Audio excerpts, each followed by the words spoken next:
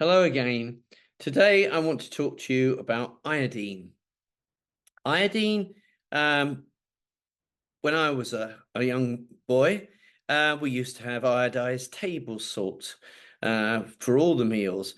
We had bread that was made with iodine. Now it's made with and bromide and fluoride block iodine. Ate sea kelp. People ate more fish, I think, in those days. And we generally had quite a lot of iodine in our diet. And now it's actually disappearing. When I was updating the book recently, I came across some research that showed that 88% of people diagnosed with cancer were seriously deficient in iodine. And you get more deficient the more inland you are. So I guess some people in the middle of America might be much worse off, or middle of Australia. Iodine is terribly important because number one, it oxygenates cells. Number two, it actually kills cancer cells. It kills cancer stem cells. It reduces the risk of anemia in the body. But most importantly, iodine is part of a process that controls the correct metabolism in your cells.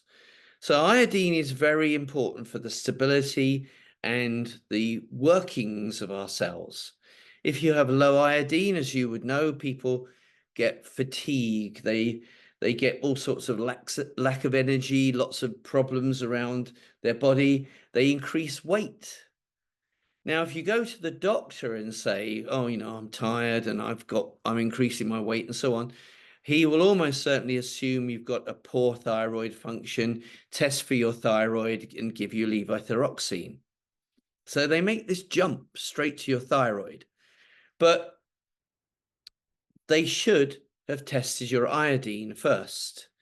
Now, this all started for me when I had three ladies all in the same week. They all had breast cancer. They were short, fat, tall, thin, you name it, all different sizes. And every single one of them was on levothyroxine. And I looked into levothyroxine and Google lights up. There's just lots of research on levothyroxine and it promoting in those days breast cancer. Well, we've now had research, which two studies, one of which says it increases the risk of all cancers, and another one actually says it increases the risk of all cancers by 50%. So two studies are saying the same thing. So they shouldn't really rush to levothyroxine. What doctors should do, and if you go to the doctor with fatigue and so on, you should first of all say, could you measure my iodine? Now, it's not just as simple as iodine because you need some selenium in your thyroid. Selenium collects in your thyroid to release the thyroid hormone. But we'll come back to it. Why could you have a poor thyroid?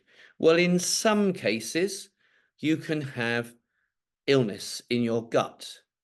Believe it or not, Hashimoto's is linked to a poor thyroid, and a lymphocytic thyroiditis is another thing that stems from the gut and is linked to a poor thyroid. You can have nodules on your thyroid. You can have a goiter. Either way, they can test you. They would see. And this probably, I don't know how much, but I'm guessing it might account for about 20% of cases where someone has low thyroid hormone. But we come back to iodine. In the other 80% of cases, people have just not got enough iodine in their body. And what I would say is, first of all, if you are part of the 20% of cases, if it is a gut problem, Hashimoto's or something, fix it. It's really important that you fix it and get your thyroid working properly if you can. If not, it's operation on your thyroid time, and then you've got to have levothyroxine. But what you can do if you don't have any damage, you can actually test yourself for iodine at home. So you can buy Lugol's oil and you can just put a patch inside your wrist on your arm, about 2 inches by 2 inches, and you can see, let it dry, wave your arm about a bit, and you can see how fast that actually disappears into your body. If the Lugol's patch of iodine disappears within 2, 3, 4 hours, you're short of iodine. If it's still there the next day, I'd be very surprised in most people. So what you can do is then you can either take a few drops of Lugol's oil in your green juice in the morning, for example, if you've got cancer. But secondly, I think it's much easier to take some sea kelp. Now, sea kelp, it comes in little green pills, and you can get some in green juices, for example, in dried powder form. But sea kelp is a very odd thing. It's actually got about 150 micrograms of iodine in it. And the American FDA has made a maximum amount of iodine in sea kelp to be 225, I think. I don't know why you'd need a maximum, I really don't.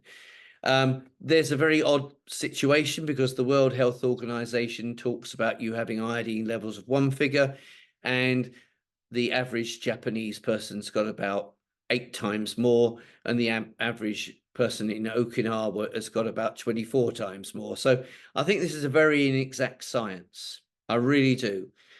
For me, if I was talking to someone with cancer, I would say, look, just be very careful. Take sea kelp, a pill once a day, do it for a couple of months. And I would also actually take some selenium. So as I said, basically you've got the production of a thyroid hormone. It needs an iodine molecule in it to become a thyroid hormone, T4, for example, or TSH. But in order to release the thyroid hormone, you need some selenium. And selenium collects in your thyroid. About 25-30% of the body's selenium is in the thyroid for this to happen. So you need some selenium. So personally, the simplest thing I think to do is to take a sea kelp pill every day and take about 200 micrograms of selenium, maybe twice a week. You don't need lots. That's the sort of thing that will get your iodine up to the right levels. You shouldn't have any fatigue. You shouldn't be putting on weight unnecessarily and so on. But most importantly, you will control your cells' metabolism properly. You'll increase the oxygen of your cells. You will actually put those poor old cancer cells at risk, high risk, and cancer stem cells at high risk. And I think most importantly, you will bring your risk of anemia down. And doctors, if you get anemia, rush to the blood transfusions and the iron pills. Well, how many of them actually think that it could be caused by low iodine? So anyway, there it is, as quickly as I can do it. This is iodine for you. Everybody, I think, should be testing their iodine, but actually it's just much, much easier to go and start taking sea kelp as soon as you can. Okay, so we'll be back shortly with another story, which I'm going to entitle something serious, but it's actually why your doctor is wrong when he tells you changing your diet doesn't matter if you've got cancer. See you soon.